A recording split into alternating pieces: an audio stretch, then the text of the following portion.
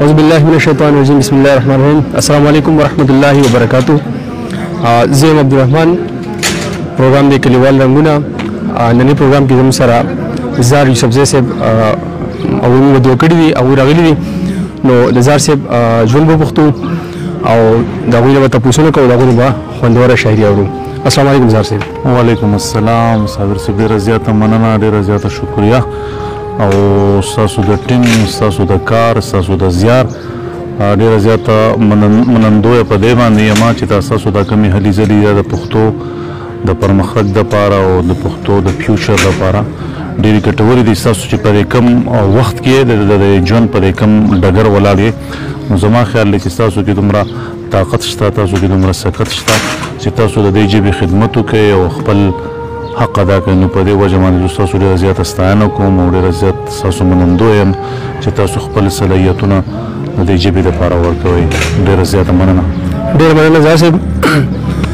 زار صاحب مینوالو ته به خپل خوندور کلامونه پیش کړئ. زه به بس خواره واره شعرونه یم چې څوک دی چې زما د زړه نه وځي، څوک دی چې زما د زړه نه وځي او درد مې په رښتیا د زړه نه وځي. او زه د محبت تعقیدې سړی، زه د محبت تعقیدې سړی، ځکه مې رڼا د زړه نه وځي. زه د محبت تعقیدې سړی، ځکه مې رڼا د زړه نه وځي. او شنه چې په خندا شنه چې زه د محبت د عقیدې سړی، ځکه مې رڼا د زړه نه نوځي. او شنه چې د خندا نه په شا لاړه شي، ستا مې دا ادا د زړه نه نوځي. او څو شعر د غزل یم چې لیکمه، څو خبرې د زندان په دیوالونو لیکمه، څو خبرې د زندان په دیوالونو چې ولې سر وهمه د هجران په دیوالونو.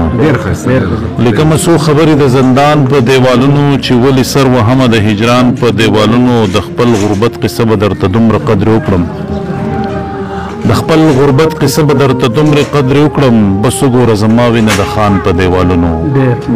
د خپل غربت قصه به درته دومره قدر وکړم، بس وګوره زما وینه د خان په دیوالونو.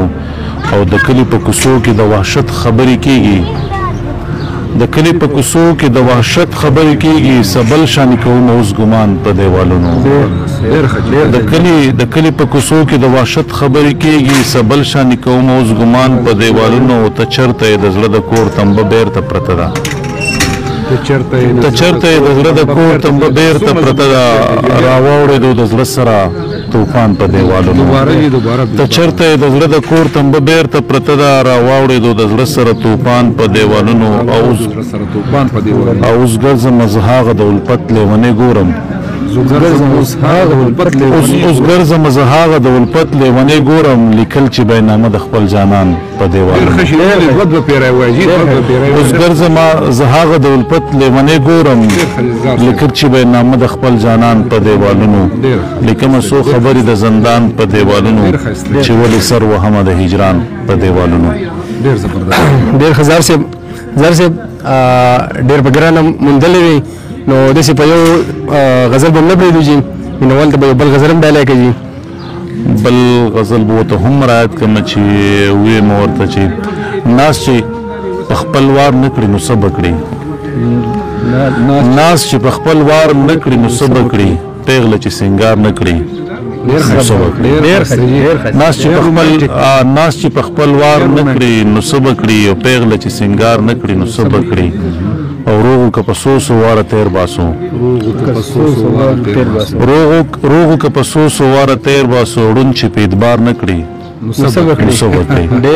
روغو که په څو څو واره تیر باسو، ړوند چې په اعتبار نه کړي نو څه به کړي. دغه اصول دغه دستور دی نو، دغه اصول دغه دستور دی نو، ښکلي چې انکار نه کړي. دغه اصول دغه دستور دی نو، ښکلي چې انکار نه کړي نو څه به کړي. او ته زما د ژوند داستانې ښکلا، ته زما د ژوند داستانې ښکلا، زار چې د دلدار نه کړي نو څه به کړي. ډېر ښه زار صاحب، ډېر ښه زار صاحب. مینوالو دا و زار صاحب، زار یوسفزی صاحب چې تاسو واورېدلو امید لرم چې تاسو به د دې کلامونو خوندونه اغستې وي. اخر کې زیاتوم چې زمونږ پیج کلیوال رنګونه او پښتو شاعري لایک کول مه هېروئ. ستاسو کمنټس ستاسو لایکس چې کوم دي دا زموږ حوصله سیوا کوي. څومره ستاسو زیات کمنټس راځي څومره ستاسو زیات لایکس راځي نو هغه به زموږ هغه حوصله سیوا کېږي. هغه موږ د پښتو ژبې کوم چې خدمت کول کسان دي خدمت کوي هغه موږ تاسو مخکې راولو او تاسو به چې کوم دي هغوی د ستاسو سره به مخ کوو. تاسو به د هغوی خبرونه خوندونه اخلئ. نو ډېره مننه ډېره مهرباني. اخر کې د جمال خان جمال صاحب هم ډېره مننه کوم چې هغوی زموږ سره لږې ناستې وکړو او د نننی پروګرام زموږ د جمال ټریډرز بډخیله په وساتت سره چې کوم دی تاسو ته د رسي نو